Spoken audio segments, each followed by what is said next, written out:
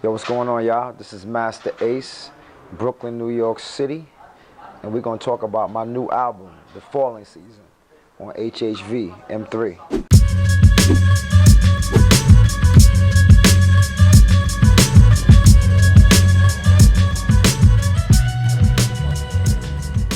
So the first song on the album is 3000 Avenue X, featuring my man Your Old Droog. A lot of people don't know who he is, but he's a very, very good MC, very good lyricist that I got put on to about a year or so ago. I heard him. I thought he was dope. A lot of people thought he sounded like Nas when he first came out, which I guess is a compliment. I think the rhyme styles between them are different, but the voice is very similar. I wanted some new blood, some young blood on the record, and he was the perfect guy to fit this 3000 Avenue X song, which is all about me trying to find a high school at the last minute when I was about 13, 14 years old. And I had Droog actually start the album off. He's the first verse you hear on the album. I explained to him what the concept was, and he knocked it out the first time through. Some artists, you give them a concept and then they write it and it's not quite what you wanted, but he hit it right on the dot. We're both naming the high schools around New York City. And I just talk about my experience trying to get into my high school. And the address to that high school is 3000 Avenue X. I'm from a place to where the pigeon is indigenous. Just came off a heavy year, graffiti everywhere. If you didn't know, that's where the concept of cruise originated. Just getting out of junior high, you thought you made it. Acting like you were grown, playing it cool. Thinking, should I troop it out or stick with my zone school? Guess that's dependent on the train ride. Where should I go? My brain can't decide. So the next joint is me and AG, featuring my man AG from Digging in the Crates crew, DITC. Y'all might know him from Showbiz and AG albums. Some great work they've done over the years. AG's a friend, man. I've known AG a long time. I knew AG around the same time Lord's Finesse first came out. There was a club in the Bronx called the Castle that we used to all go to. I would see him up there all the time. I knew he was a great MC, so it was a no-brainer. Like, I picked him for the record because we had been featured on a couple of songs together. A couple of producers teamed us up and put us on some songs together. Tony Touch was one, Marco Polo was another one. And I liked the chemistry between what he was doing and what I was doing. I thought it worked well. So I asked him to be on the joint. He was actually out in Japan at the time, and it took him a while to get the verse recorded out there, but he finally got it recorded. He sent it, he killed it. It's just it's pretty much the only joint on the album that's straight, just rhymes with no concept, just spitting. Mostly every other song has some sort of a concept to it, but this was one where two MCs could just go back to back, just spitting that raw stuff, me and AG. I'm smart as a whip, y'all slaves to the rhythm. Colorful bright flow, sun rays in the prism. Like 100 days in the prison, I'm acclimated. I'm in the building, y'all dudes get evacuated. Mine grows while your campaign slows. Them champagne flows are extra dry, I'm saturated. I go deep and I ain't talking about scuba diving. Listen here, get a career in Uber driving. Next joint is called Labyrinth. And it features this kid named LT from the West Coast. A dancehall reggae artist, great voice. It took us a while to get this hook together. He had tried it a couple of times, different hooks that he wrote, and it just wasn't working.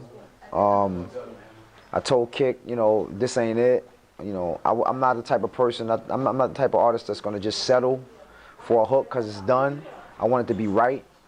So it took us about 4 attempts to get this hook down. Ultimately, I decided I wanted the music to change during the hook. I thought that would lend itself more to his voice. No drums, just completely change. So I gave that task to Kick.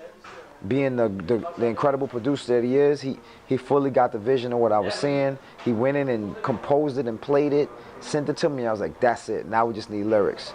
Now we just need a hook.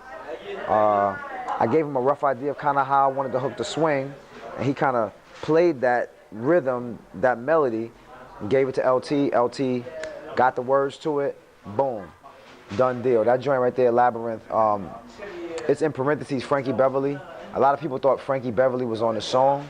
He's not on the song. It's just I say on every verse. I end every verse with labyrinth, maze. Labyrinth is another word for a maze. And then I said maze was Frankie Beverly's group was the Maze. So I said labyrinth. This here maze. Frankie Beverly. Just a little cool play on words. But it's about my neighborhood growing up and how it was a maze that you had to get through without getting into issues, running into the wrong dudes that want to rob you, want to do something to you. It's just talking about the neighborhood. I was the only child, had nice clothes. My mom used to dress me nice. I wore nice new stuff. But it was a little bit dangerous to be fresh all the time. So you had to watch where you went, watch how you traveled. I was able to get through those years without anybody really catching me out there and robbing me for my jacket or my sneakers, nothing like that. But it was a tough task, and I'm happy to get through it. I made it through the labyrinth. I made it through the maze. Frankie Beverly. Hey yo, I gotta watch my back as I travel through Rockaway and Livonia, Pickens Avenue, Belmont, New Lot, Stone, and Saratoga. I just want to slice a piece and maybe have a soda. But if I'm trying to rock this leather in his nameplate, like my man Nate, I can meet the same fate. He in the wheelchair, knife fit his spine, man. As I sit and count these clouds. So YBI, Young Black Intelligent. This is the first song on the album that I actually wrote for the album. I got this beat from Kick Beats. Immediately I heard it and I knew the song kind of wrote itself. The lyrics came to me immediately. And I wrote about my experiences growing up in Brownsville, Brooklyn, one of the toughest neighborhoods in New York City. But being a kid that, you know, was taught to go to school, to get good grades, to be a good student and be about that school life. But in a neighborhood where that wasn't necessarily what kids were doing, that wasn't necessarily what was the acceptable thing to do. It was cooler to be a robber, to be a thug, a knucklehead, or whatever. It was cooler to smoke weed and drink beer at 14 years old and things like that. So this song encompasses my experiences at 14 years old, being a kid that went to school, was a good student, and was around friends who weren't into that at all. So that's what the song was talking about. It was an honor to have my man Chuck D from Public Enemy bless the song with a really cool kind of spoken word piece at the end. I got Hypnotic Brass Ensemble. I met these brothers. They're from the Chicago area. I met them back in last year, in 2014-15. I met them at a show in Stockholm with EMC. I met those brothers there. Super talented group of guys. They all played different brass instruments. I knew they were going to add a perfect touch to it, and they did. And shout out to my man Puff Bundy, who always seems to bless me with a great chorus. He's one of the most talented dudes that nobody knows about. Super talented dude. Good looking out, Puff, on that hook. Young Black Intelligent, this is not a first, but it feels like a curse and it weighs like an elephant. Heavy on my mind cause I feel so irrelevant. Heavy on my heart, like I'm smart for the hell of it. Heavy on my soul as I stroll through the Ville again. Stranded on this island, feel like I'm Gilligan. Friends got jail and then they got bail. Stressed that I'm under, I just wonder will they kill again. Please understand that I'm living in the concrete jungle, will I stumble as it crumble under my feet. In the building lobby, see my man Bobby puffing on the joint, that's the point when I eyes me. Ask what's the weight on the books in my knapsack. He's so amused, I'm confused why he asked that. Then I understand the motive and the plan. He's trying to be the man while I stand getting laughed at. Dudes got jokes, but very little hopes. That's why they try to bring me down like a halfback. But I got balance, my mom's made a promise. If I get the grades, I'll be praised like Thomas Clarence, but I don't